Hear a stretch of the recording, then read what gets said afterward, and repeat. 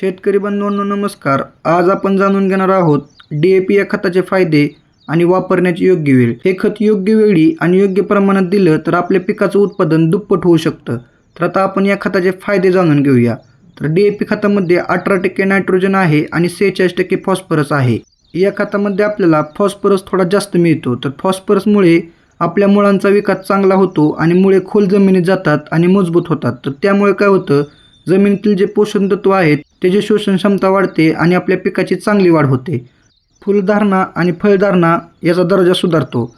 तर या खतामध्ये 18% नायट्रोजन आहे. तर त्यामुळे पाणी तजेलदार आणि वाढ जलद होते. तर असे भरपूर फायदे आपल्याला DAP खताचा वापर केल्यामुळे मिळतात. आता हे खत वापरण्याची योग्य वेळ कोणती? तर लागवडीच्या वेळी आणि पिकाचं अंकुरण झाल्यानंतर 15 ते 20 दिवसांनी आपल्याला या खताचा वापर करायचा आहे. शेतकरी बंधूंनो, माहिती आवडली असेल तर आपले ER फार्मर या यूट्यूब चॅनलला सबस्क्राईब करा. धन्यवाद.